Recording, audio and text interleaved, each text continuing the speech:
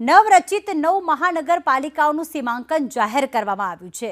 9 મહાનગરપાલિકામાં 13 વોર્ડ અને 52 બેઠકની રચના કરવામાં આવી તો મહાનગરપાલિકાના આસપાસના વિસ્તારને ભેળવી અને સીમાંકન જાહેર કરવામાં આવ્યું।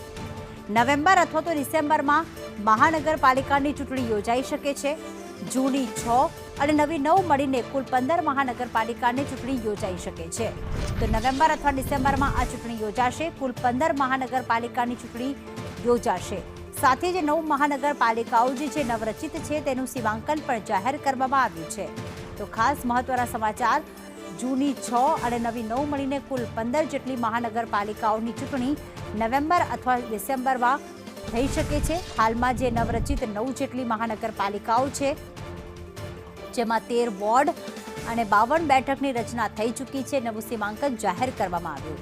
હિરેન જોડાઈ ગયા છે વધુ વિગતો સાથે। હિરેન, નવેમ્બર અથવા ડિસેમ્બરમાં ચૂંટણી યોજાશે, પરંતુ આ વખતે 6 મહાનગરપાલિકાની નહીં પરંતુ 15 મહાનગરપાલિકાની ચૂંટણી યોજાશે। શું વધુ અપડેટ?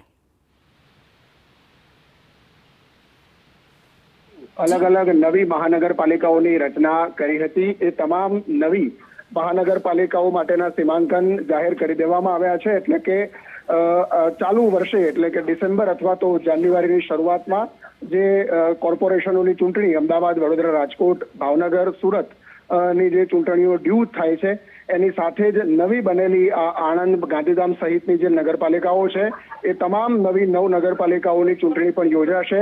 એટલે ડિસેમ્બર મહિનામાં અથવા તો જાન્યુઆરીમાં એક સાથે ગુજરાતમાં લગભગ 15 મહાનગરપાલિકાઓની ચૂંટણી છે તે યોજાશે।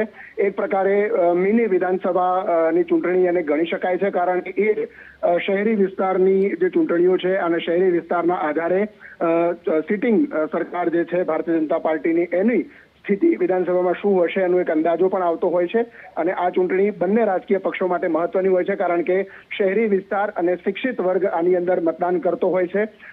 લગભગ 30% કરતાં વધુ મતદાર શહેરી વિસ્તારની અંદર જે વસે છે અને એ આ ચૂંટણીમાં મતદાર હોય છે। એટલે એક બે નહીં પરંતુ 15 મહાનગરપાલિકાઓની ચૂંટણી હવે એક સાથે ડિસેમ્બર અથવા તો જાન્યુઆરી 2026ની અંદર યોજાશે।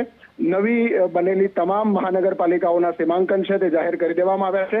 એ સીમાંકન જોઈએ તો દરેક મહાનગરપાલિકાની અંદર જે નવા સીમાંકન પ્રમાણે 13 વોર્ડ બનાવવામાં આવ્યા છે અને 13 વોર્ડ મુજબ 52 બેઠકો, એટલે કે એક વોર્ડમાં 4 બેઠકો, એમ 52 બેઠકો છે એ બનાવવામાં આવી છે।